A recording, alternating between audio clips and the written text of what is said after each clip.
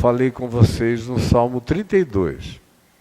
Os que estavam aqui lembram muito bem. Salmo 32, nós fomos do verso 1 até ao verso 7. E aí o tempo esgotou e eu disse que nós iríamos deixar a continuidade, to be continued, para a nossa próxima reunião, que foi justamente a que eu não pude vir domingo passado. Então hoje, continuando, e o Salmo 32, os que tiverem o texto do livro consigo podem abrir, os que não tiverem o texto está aqui e deve ser aberto no celular de todos vocês. A versão que eu leio é a revista e atualizada. Então a revista Almeida, a edição Almeida, revista e atualizada. Eu leio a vida inteira e não tenho a menor vontade de mudar. E não é por nada, é porque não é por nada. Então, é tudo muito simples e as variações são tão óbvias que quando você lê entendendo o espírito das coisas, tudo fica absolutamente iluminado, claro e simples.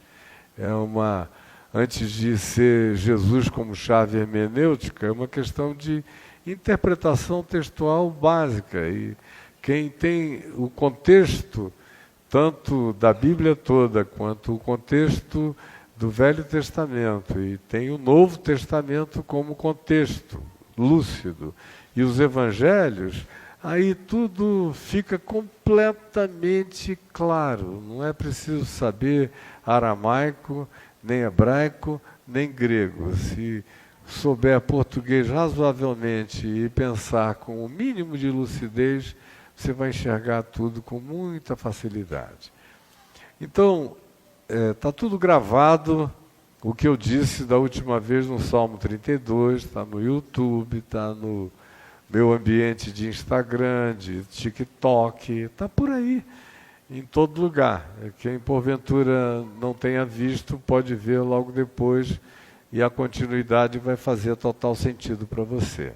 Isto dito, olha só, o que você vê aqui é um salmo didático do rei Davi, é um salmo a ele atribuído, que é usado por Paulo em Romanos, no capítulo 3, você vê Paulo se servindo deste salmo, aliás, no capítulo 4, versos 7 e 8, você vê Paulo se servindo desse salmo para construir o arcabouço do que ele pregava sobre o fato de que em Cristo Jesus nós temos o dom de Deus feito e atribuído e imputado a nós como graça.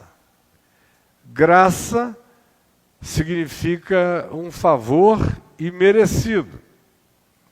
E no contexto de Romanos 4, 7 e 8, isso está explicitamente definido.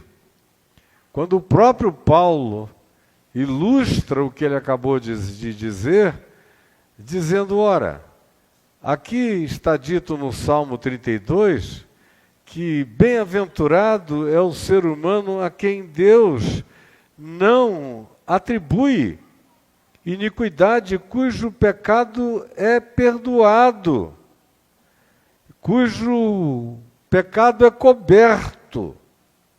Bem-aventurado é o ser humano a quem o Senhor não atribui a iniquidade, em cujo espírito não há dolo. Paulo, em Romanos 4, citando este Salmo 32, ele diz, ora, se Deus não atribui iniquidade e ele é bem-aventurado, e ele recebeu isso porque Deus é bondoso e misericordioso, ele não o recebeu por obras, porque para quem trabalha o dia inteiro, e todo mundo aqui trabalha, no final do mês, você se apresenta para receber o que lhe é devido. É dívida. E quem quer que não pague o que foi contratado com você, está devendo você, com todas as consequências da lei, e da moral, e da ética, e onde quer que você possa mais imaginar consequências. Paulo diz, se fosse uma dívida de Deus, seria por causa do trabalho que nós fizemos para Deus se endividar conosco. Mas ele olha para ele próprio e diz, não, que trabalho que eu fiz para Deus me abraçar, me perdoar, me declarar livre de todo dolo, de toda culpa, de toda iniquidade, de todo juízo. O que é que eu fiz? Eu não trabalhei por isso. Logo, Deus, quando estende o dom gratuito dessa graça, desse acolhimento eterno para comigo e desse perdão que me pacifica a vida, não está pagando uma dívida para comigo, Ele está usando de graça em meu favor.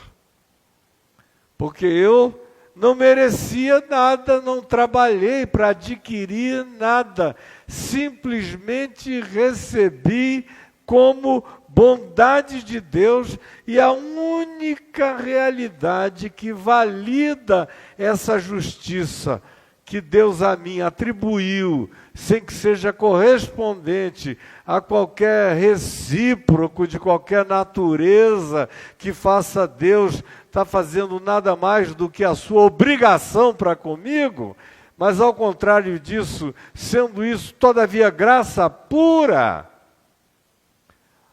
a única contrapartida que se espera de mim é acolhimento em fé. É reconhecimento de que Ele é bom. Que isso aconteceu comigo, não por causa de mim, mas por causa de quem Ele é. E sendo Ele como Ele é, e tendo eu a confiança de que Ele é bom e não é mau, de que o prazer dele é em dar, não em sacar. Ele jamais pedirá nada que Ele não nos tenha dado sobejamente. E completa e frequentemente faz por nós aquilo que em nós não tem, não encontra nenhum correspondente. E o nome disso é graça. E é pela graça que se diz, Paulo, em Efésios 2, 8 e 9, sois salvos, ou curados. A palavra salvo no Novo Testamento equivale àquilo que cura, e vai curando a multidimensionalidade do ser da gente. Pela graça sois salvos, santificados, preservados, colocados nesse lugar onde a pacificação é possível, e a contrapartida é a fé que simplesmente se rende, se deixando acolher, não lutando contra o amor de Deus em nosso favor. É o que Paulo diz, entendendo esse texto do Salmo 32.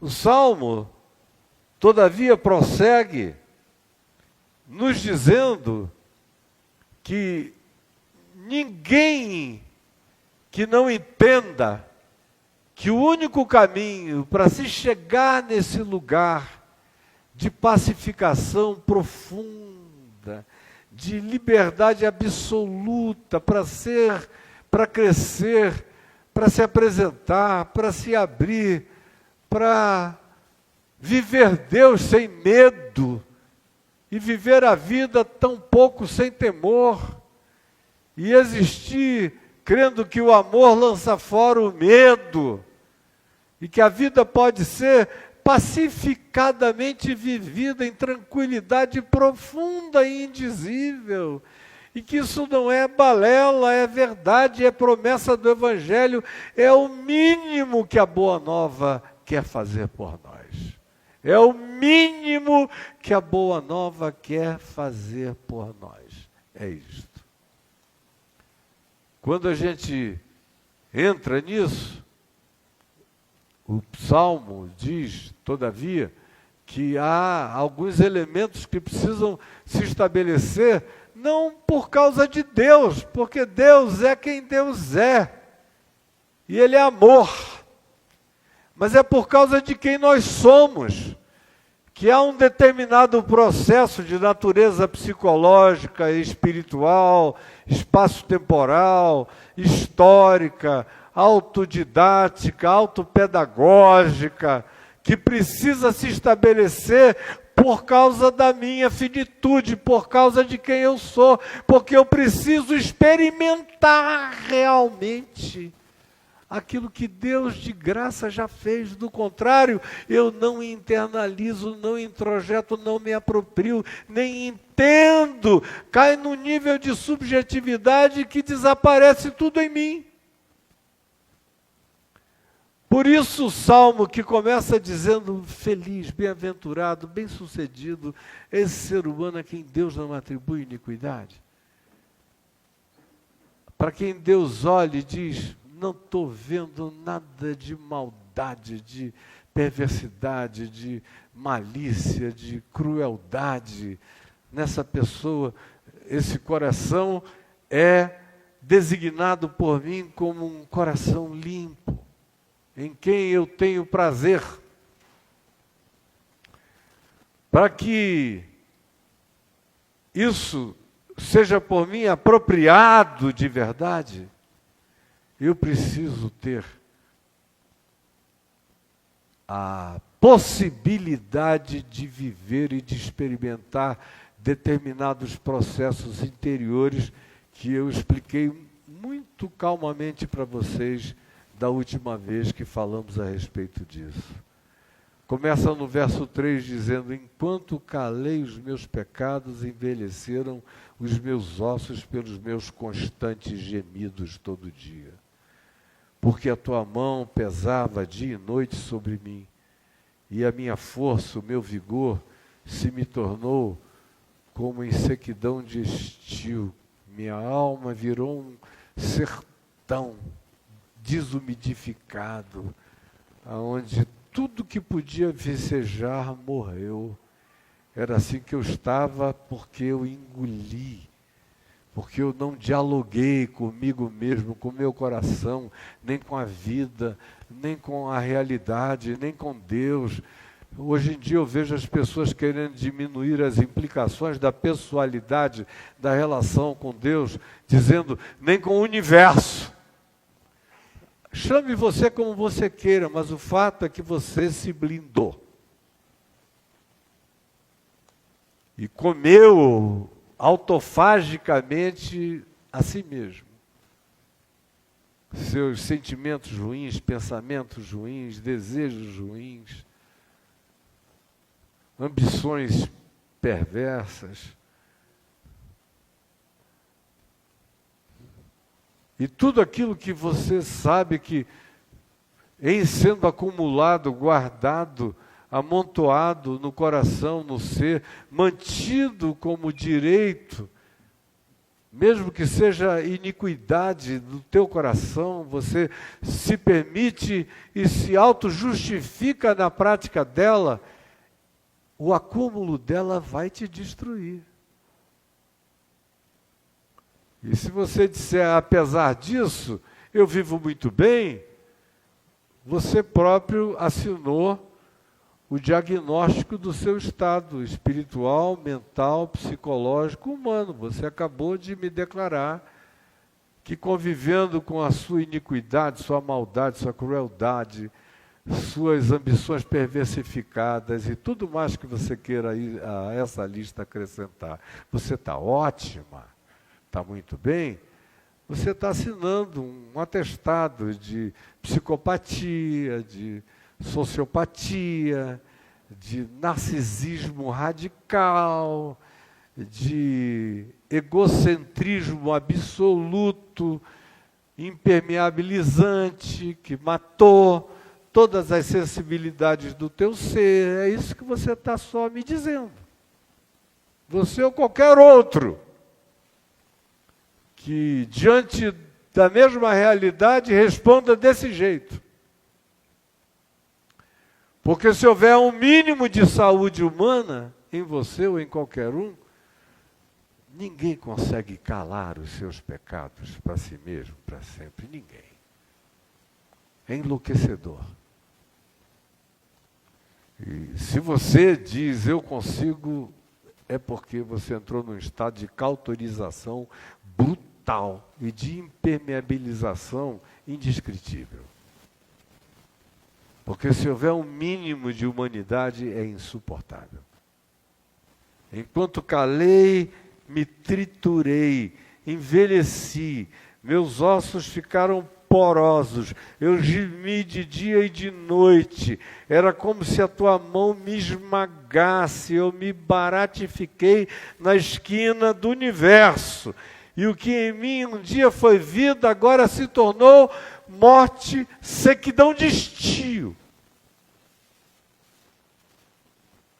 Desertificação absoluta, improbabilidade de qualquer vida aí persistir. Até que eu confessei o meu pecado. Aí muda tudo. Aí começa o bem-aventurado agora.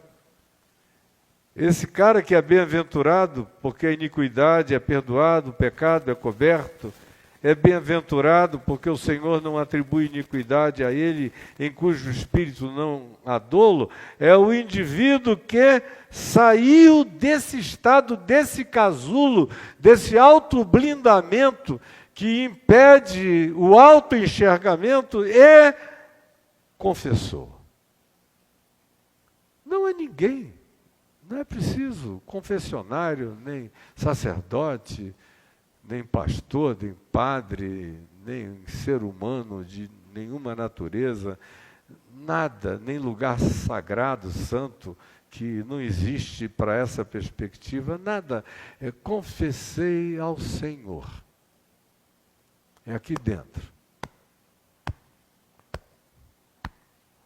Conhece-te a ti mesmo, de Sócrates, praticadamente confessei a mim mesmo ao Senhor. Falei com aquele que não habita os céus dos céus, mas habita o meu coração. Confessei-te o meu pecado. E a minha iniquidade eu parei de ocultar, de me auto-enganar, de escamotear-me diante de Deus. Confessei a ti o meu pecado e a minha iniquidade não mais ocultei, e disse, confessarei ao Senhor as minhas transgressões, sem medo de nenhuma natureza. Quando eu disse a mim mesmo que assim seria, tu perdoaste a iniquidade do meu pecado. Eu nem precisei falar, é como a volta do filho pródigo, que ensaiou aquela oração lá na terra distante, na pocilga, entre os porcos.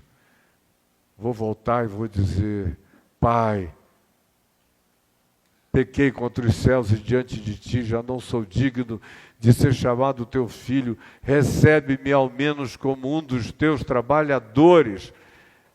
E vindo ele ainda longe, o pai o enxergou, correu na direção dele, e quando ele iniciou a oração, Pai, pequei contra os céus e diante de ti, o pai interrompeu a oração, não deixou terminar.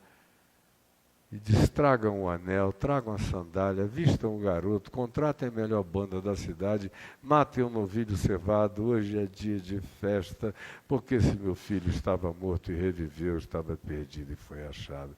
É o mesmo Espírito, é o mesmo Pai, é a mesma atitude, é a mesma coisa. Eu te confessei, não ocultei, eu disse no meu coração, eu vou falar tudo com Deus daqui para frente. Eu sou um flagrante diante dele, por que que eu vou fingir de me esconder? porque eu vou usar tapadeiras de folhas de figueira para me ocultar daquele diante de quem eu sou o óbvio. E foi o que eu fiz. E entrei nessa dimensão. Porque é isso que o Evangelho garante. Quando você vive assim, sem interrupção, sem paredão, sem bolha, sem esquizofrenia de nenhuma natureza dessa ordem diante de Deus, quando a tua vida é para Deus e em Deus, e a realidade do seu culto tem a ver com a impossibilidade de que você se separe de si mesmo. Cultuar a Deus passa a ser o meu ser em Deus o tempo todo. E o meu pensar é um horário, o meu horário é o meu pensar, e a minha elucubração acontece diante de Deus, eu tenho consciente o tempo todo de que não existe lugar de sombra possível no qual eu venha me esconder. Por isso eu trato da vida na presença do Deus da vida, do autor da vida, o tempo todo, o dia inteiro eu sou assim. Aí uma paz que excede a todo entendimento toma conta da gente. Aí todo medo vai embora. Um sossego indizível toma conta do coração. E o verso 6, eu já falei sobre ele, diz: sendo assim, quando isso se torna visível, quando isso se factualiza, quando isso se materializa, quando vira verdade, e não mais discurso, e as pessoas veem esse estado de ser no qual você imergiu definitivamente, o que se diz é que todo ser humano, vendo isso, todo ser humano sensível, piedoso, busca a Deus também. A minha paz é a minha maior mensagem. A minha vida pacificada, a minha energia sossegada, a leveza, a serenidade, o repouso, a luminosidade sincera do meu ser, é a minha maior palavra. É o Evangelho inolvidável que vibra de mim, que vibra de você, que vai convencendo pessoas, o mundo vai sentindo que você caminha como uma realidade ambulante dessa paz que excede a todo entendimento. Bom, eu terminei no verso 7, dizendo que é claro que quando você chega nesse estado, você também não quer nunca mais dele sair. Você não pode mais nem conceber a vida de outro modo. E é o que diz o verso 7. Tu és o meu esconderijo. É aqui que eu vou ficar. Eu não quero nenhuma outra forma de viver, porque não será viver. Tu és o meu esconderijo, tu me preservas da tribulação, uma quantidade enorme de insensatez, de insanidade e de oportunidades, de portais abertos para malignidade são fechados na minha vida, porque eu comecei a aprender a viver existindo na consciência de Deus como minha suficiência, como meu refúgio. E aí a conclusão é: e tu me cercas de gratidão. Eu vivo numa ebuliência grata.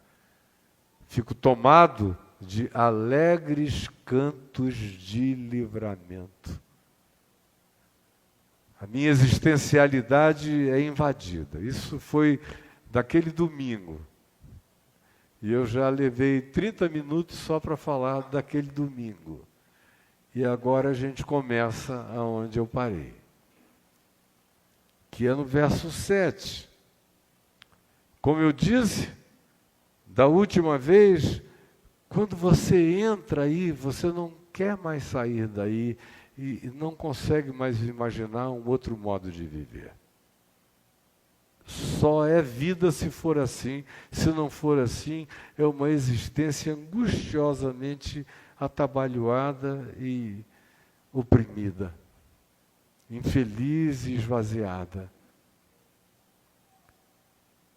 Aí o verso 8 nos diz como é que a gente tem que aprender a ficar aí.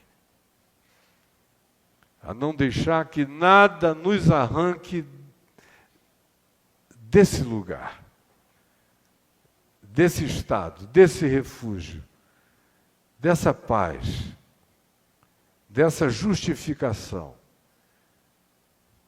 dessa imputação que é pura graça de Deus, mas que cria em mim um novo estado de vida, de consciência, de compreensão e produz fruto. Pela graça sois salvos, mediante a fé. Isso não vem de vós, é dom de Deus, não vem de boas obras para que ninguém se glorie, pois somos feitura dele, criados em Cristo Jesus para boas obras. Não sou salvo por minhas boas obras, mas uma vez que isso entra em mim, o fruto das obras mais maravilhosas começam a ser possíveis e passam a ser naturais, crescentemente naturais na minha e na sua existência. Olha só o que o verso 7 diz. O verso 8, instruir-te-ei. Sim, do nada. Vem de onde veio e de repente chega aqui. Depois de se declarar a bem-aventurança desse ser humano que foi colocado nesse lugar de imperturbabilidade diante de Deus, em pacificação profunda. Essa é a paz que excede a todo entendimento. Deus não me atribui dolo. Deus me ama, eu sou um filho, uma filha a quem Ele quer bem. E nada pode me separar desse amor dele por mim. Ponto. Isso é definitivo. Agora, aprenda a viver aí. Não brinque, não faça disso uma bolha mágica. Isso é um projeto, é uma proposta que parte dessa unilateralidade do amor declarado de Deus e da justiça de Deus e nos provoca, nos engravida para que a gente dê o fruto dessa permanência nesse estado. E aí o próprio Davi sabia que sem instrução, sem renovação de instrução, a gente não se garante. Nós estávamos cantando aqui e eu estava pensando como me faz bem vir até aqui todo domingo que eu esteja na cidade ou que eu possa. Que bem me faz. Não tem absolutamente nada com agradar a Deus. Não tem.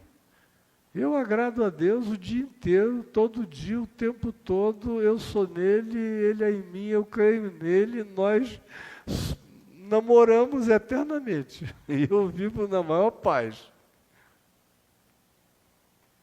Uma alegria enorme de ser quem eu sou. Nele, para o meu próximo, para o mundo, para a minha geração, por causa dele. E quando eu estou dizendo eu, é porque sou eu que estou falando, mas o Evangelho propõe isso para qualquer um de nós, para todos nós. Mas eu preciso aceitar a instrução. Isso aqui não é um convite para inconsequência.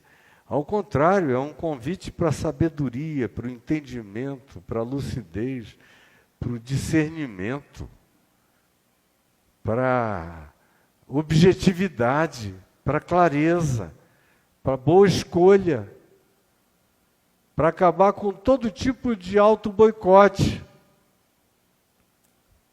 para me dar a vontade lúcida das melhores escolhas para a vida, e em meu favor e em favor de outros, na multiplicação máxima de toda a bondade, graça e frutuação que puder de mim brotar e se manifestar. Por isso, a sequência disso tudo continua com instruir-te-ei e te ensinarei o caminho que deves seguir. É todo dia. E por que eu falei de como me faz bem essa congregação? Porque é de mim para com vocês, de vocês para comigo, e de mim para comigo mesmo, e de cada um para com si próprio. Não é por causa de Deus, é por causa da gente. Porque é bom. É bom a gente dizer o que a gente diz que crê, cantar o que a gente diz que dirige a nossa vida, anunciar e ouvir o que nós mesmos chamamos de minha fé, minha confissão. Trocarmos a energia dessa comunhão, a visibilização mútua uns dos outros, a multidão de fatores, de vetores, de encontros, de sinergias, de acumulações que uma reunião sincera, não é a reunião pela reunião, não é a congregação pela congregação, é em espírito e em verdade, na sinceridade do Evangelho, o que um encontro no Espírito de Cristo Jesus pode produzir de bem, no adensamento desse nosso ajuntamento, que produz um elemento espiritual de natureza completamente real para todas as outras dimensões e camadas espirituais. E o mesmo que acontece na sinceridade da minha vida, acontece aqui no amontoado dessa congregação, desse feixe de luzes, declarando, como Paulo diz aos Efésios, a principados e potestades, a graça da sabedoria de Deus aplicada em nossa vida. É para isso que eu chamo você para vir se congregar. Não é porque, do contrário, Deus vai deixar você, não. Isso é o que a religião ensina para botar um cadeado em vocês. O Evangelho não é assim. Agora, toda vez que você vem, você vai embora melhor. Isso eu te prometo. Eu nunca vi ninguém na vida que foi me ouvir e foi embora pior depois. Não. Se é evangelho, gera uma gravidez. Não é um encontro inconsequente. Não é uma estada superficial. É um coito espiritual, quando é evangelho. É uma inseminação de graça na gente. Alguma coisa é gestada em nós. Se é sincero, se é verdade. Se não é, é só um encontro como outro qualquer, que só produz, no caso das igrejas, grana para os donos do shopping center, e nada além disso. Mas quando é sincero, pelo amor de Deus, é maravilhoso, faz um bem indizível ao coração, e é onde você cresce pela instrução, pelo relembrar do que é caminho de Deus para a gente viver. Ele prossegue dizendo uma segunda coisa, de como a gente mantém a vida nesse estado. E aí é uma advertência em relação a não brigar contra a sabedoria, o sentido, a palavra e o mandamento do amor de Deus na vida. Não sejais como cavalo ou a mula, sem entendimento, os quais com freios e cabrestos são dominados de outra sorte, não te obedecem. Para ser aquele bem-aventurado que habita esse lugar, que não é uma bolha, um estado definitivo, dentro do qual ele caminha, a ênfase está em te mostrarei o caminho, te darei entendimento para que tu andes com os meus conselhos no caminho que tu deves seguir. Mas dá razão a Deus. Não briga contra a verdade. Por favor, não entre nessa de dizer esta é a minha verdade. Porque isso não existe. Não adianta eu declarar a minha verdade contra coisas absolutas, porque eu vou me estrepar do mesmo jeito. Não adianta você declarar boicote à lei da gravidade e pular de cabeça, de onde quer que você pule, porque você vai quebrar o pescoço, minimamente. Não há suspensão do significado das coisas no todo da existência. Quando eu entro nessa consciência da graça de Deus, eu aprendo a andar, a viver, a pensar e a escolher quem eu quero ser. E eu não quero ser um cavalo ou uma mula, um idiota. Alguém aqui já viu um jumento empacado? Pelo amor de Deus, na minha terra, de vez em quando tinha algum jumento que empacava. E o pessoal lá em Manaus, naquele tempo, meu Deus, há quase 70 anos, mas já era uma coisa mais antiga, o pessoal botava fogo, às vezes, embaixo do arreio do jumento para ele poder sair do lugar, porque ele empacava, entrava numa. Não, o jumento entra numa. Se o jumento veio, é um crente mesmo. Se aquele cara é um jumento. Ele, ungido do Senhor, lá vem ele. E ele, o bicho não sai, você tem que... Lá, se botava fogo embaixo, ou então alguém trazia um esporão e puf, para o cara dar um passo para diante, porque do contrário ele não saía, engatava, travava. Dava uma trava neural no jumento e não saía mais de lá. Essa é a ideia que o Salmo está apresentando aqui. Não seja como o cavalo, como o jumento, como uma mula. Pelo amor de Deus. Aí você quer o que? A paz de Deus, que excede a todo entendimento? Minha amada mula, meu amado jumento, meu queridíssimo, amabilíssimo cavalo, é isso que você quer? Marchar contra todo bom senso, toda objetividade, toda sanidade, toda sabedoria, todo apelo, todo conselho, e querer que fique tudo bem. Eu lamento muito informar você, mas nem Deus vai poder te ajudar, meu filho, minha filha. Aceita a instrução, não briga contra ela. Porque, do contrário, você vai ser apenas um indivíduo sob estado de dominação E os cuidados de Deus terão que ser disciplina contínua.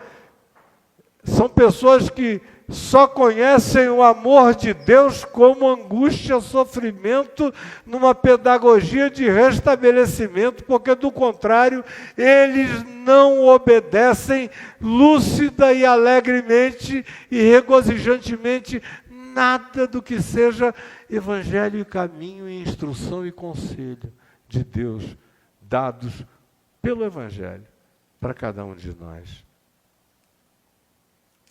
A outra coisa que o Salmo diz é que, para a gente viver nesse estado, a gente tem que ter ambição contínua pela manutenção desse estado de paz no coração. Mas se não for assim, se você não tiver isso como um tesouro sublime, eu não negocio isso por nada. Tem algumas coisas que, depois de um tempo na minha vida, eu passei a não negociar nem pela razão, nem pela verdade total que eu saiba que eu possuo em relação àquilo, mas eu não estou interessado. Porque vencer aquela demanda vai dar muito trabalho, vai fazer um mal mental, emocional, afetivo, só para dizer que ganhou, que eu tinha razão. Eu não quero nem saber, eu estou, olha, perdendo todas. Eu já declarei lá atrás, quando eu era um jovem, de lá para cá eu assinei mais de 5.000 carteiras de trabalho. E de milhares de outros contratos na vida. E até desde o início, o primeiro que eu assinei, eu devia ter 19 anos de idade, eu anunciei que eu iria viver e morrer sem levar nenhuma dessas pessoas jamais à justiça por razão nenhuma. Então o cara já vai trabalhar comigo sabendo que eu não vou, eu não. Se ele quiser fazer o errado, é dele para comigo, eu não vou punir o erro dele, como consequência não irei, não tem nada a ver com o que eu esteja ensinando a vocês, tem a ver com aquilo que eu acordei como um filho da graça, que quer ser todo dia validado em tudo por Deus, foi não entrar em demanda com ninguém. E deixar que o Senhor seja o meu justificador diante dos seres humanos. E assim eu tenho vivido, mas sou eu. Cada um é cada um. Agora, quando você não tem alguns princípios definidamente estabelecidos, tudo é motivo para você querer tirar limpo as coisas. Tudo. Assim, se eu fosse perguntar por que o seu casamento acabou, os que tiveram um casamento acabado aqui, 90% iria ter que admitir foi porque os dois queriam provar que tinham poderes de verdade uns sobre os outros, ou era aquele encontro, aquela disputa, competição, de ver quem é que ganha mais nesse jogo do enfrentamento da conjugalidade e das razões. E é assim tudo mais na terra. Mas eu tenho que medir se as minhas vitórias nesses âmbitos têm valor e significado superior às minhas perdas emocionais, afetivas, mentais, de tempo, de energia, de vitalidade, de vigor, de amar, de capacidade de não alterar negativamente o meu ser. E toda vez que eu ponho na balança, eu vejo que a intervenção na outra direção faz saques muito maiores da minha alma do que eu vou conseguir reaver com qualquer que seja a vitória conquistada. Então, eu estou fora. E muito sofrimento, de muito sofrimento eu tenho sido livre na vida por causa disso.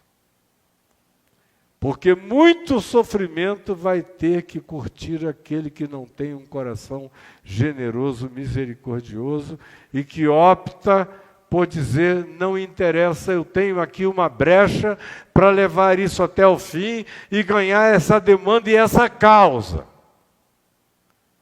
E o Salmo chama isso de impiedade.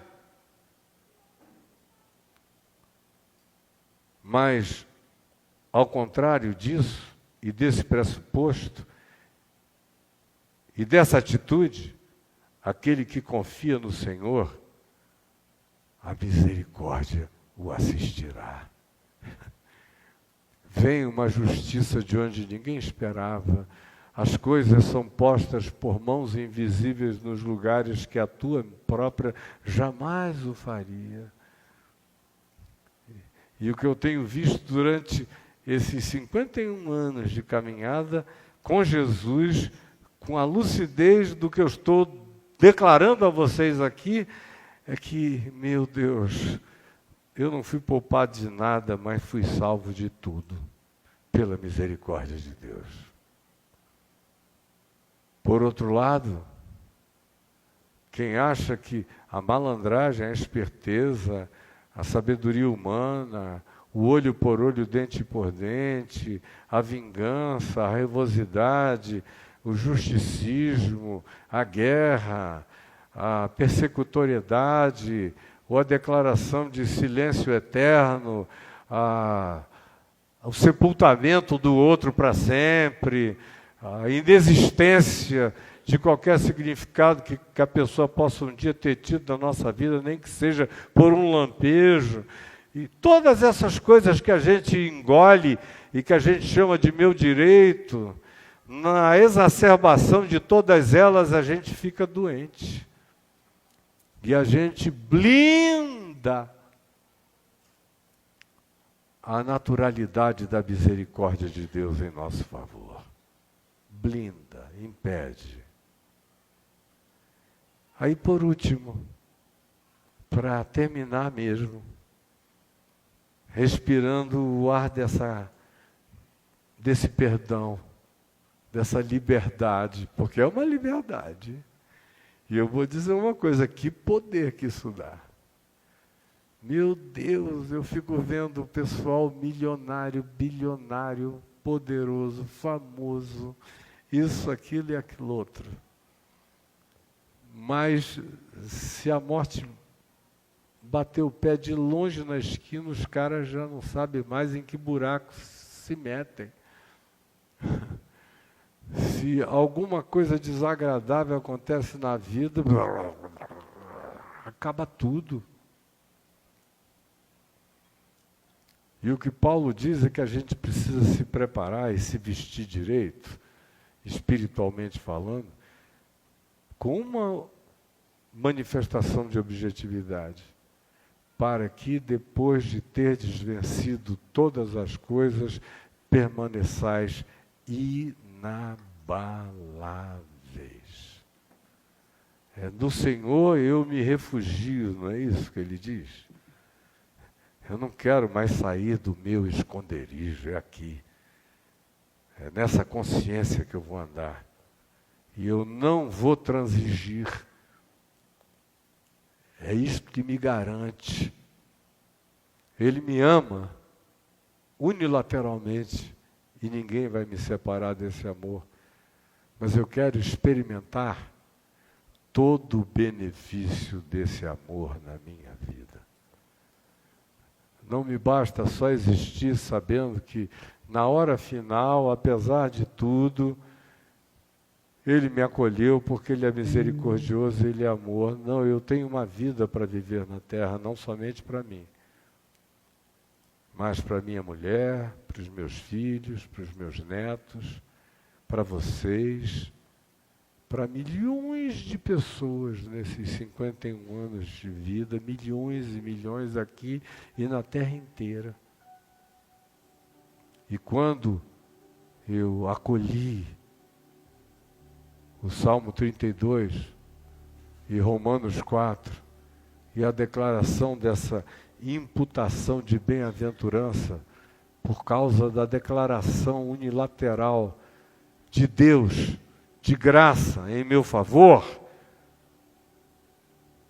e que não era dívida dele para comigo, mas bondade, isso me engravidou. E eu fiquei grávido dessa vontade de que esse amor dê todo o fruto possível na minha vida. E eu quero ser um usufrutuário dessa bem-aventurança, dessa prosperidade todos os dias da minha vida. Que não é feita de dinheiro, nem de fama, nem de poder, mas começa com paz, que excede a todo entendimento, com cobertura, com impenetrabilidade do mal, com a certeza de que eu estou cuidado, de que eu habito um esconderijo,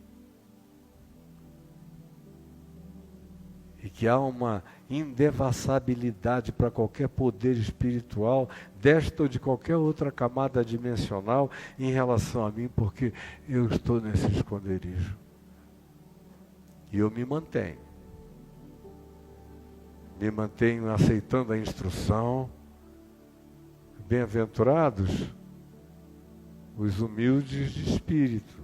Eu sei quem são os bem-aventurados de Jesus. Você sabe também. Bem-aventurados os que não se vingam. Bem-aventurados os que não saem por aí lançando pérolas aos porcos, sem nenhum tipo de resguardo pessoal. Bem-aventurados os que não vivem julgando e condenando e infernizando a vida de ninguém. Bem-aventurados os que perdoam sempre, sempre, sempre, sempre. O que não significa ter que levar o ofensor como um prêmio masoquista para a minha existência, como um troféu de perversidade. Não, ele pode ficar lá no caminho dele, mas eu sigo com o coração limpo e leve, não levo não perdão de ninguém comigo, jamais. Nem o diabo tem esse privilégio de que eu o odeie. Tem muito crente que acha que tem permissão para odiar o diabo. Então, o diabo vira aquela projeção concentrada de toda a humanidade, ou do marido, ou da família, ou dos filhos. Aí ele ou ela odeiam aqueles que habitam o panteão das suas existências da figura do diabo, mas é apenas uma projeção de ódio concentrado num estereótipo. Mas é o teu ódio. Nem o diabo tem esse privilégio na minha vida. Nunca dei a ele, nem darei. Eu quero é ficar escondido nesse esconderijo. Seguir sendo ensinado nesse caminho, que é Evangelho, sob as vistas dele, recebendo conselho, atendendo o conselho, até que em mim se desenvolva a mente de Cristo, não lutando contra a verdade jamais, sabendo que nada podemos contra a verdade senão em favor da verdade, não sendo uma mula, um cavalo, um jumento obstinado nos meus caprichos, decisões e preferências enlouquecidas, evitando muito sofrimento desnecessário na vida. E só sofrendo os que sejam sofrimentos decorrentes dos bons combates, não dos maus combates. E fazendo isso, carregando uma alegria, um regozijo, que é real, que é presente, que é visível, que é contagioso, que é o grande testemunho diante de homens e principados e potestades de que eu sou habitado por essa bem-aventurança. Alegrai-vos no Senhor e regozijai-vos, ó justificados pela fé, e exultai, vós todos os que aprendei pela obediência ao Evangelho, o prazer na simplicidade do caminho, que optam por ele aqueles que querem a vereda mais simples para caminhar no amor de Deus. Vamos ficar em pé juntos. Pão bonito que eu não posso mais comer há muitos anos, por causa da minha dieta de carboidrato. Mas que é lindo é, e que é gostoso é, e que não tem nada mais gostoso desse mundo do que pão. Sinceramente, Deus sabe que eu troco tudo por pão.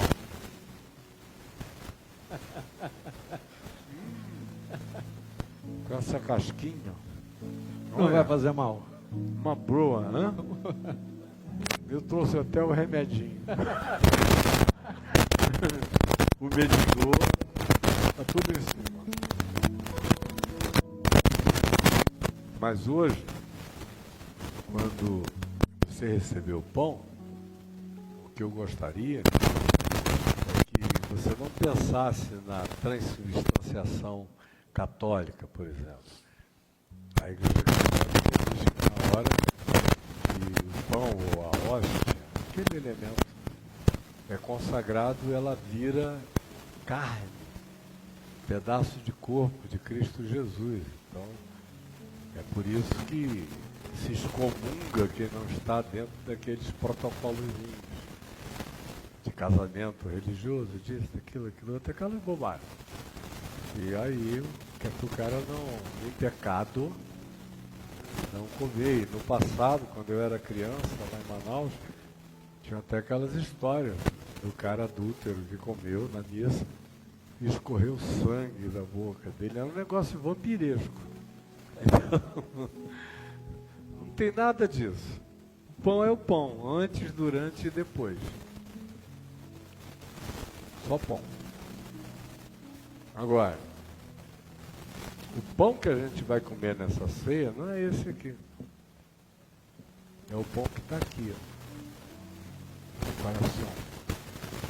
Feito de fé, de amor, de esperança e de boas escolhas, segundo o Evangelho que nos é ensinado. Esse é o pão. Esse é o pão asmo, sem fermento, limpo. E o vinho também não é esse aqui. O vinho é imaterial também, está aqui dentro. Como Jesus disse, quem não comer da minha carne, não beber do meu sangue, não tem a vida em si mesmo. Aí os que estavam presentes não entenderam nada, era um pessoal muito tosco, todos religiosos, fariseus, estava tudo explicado.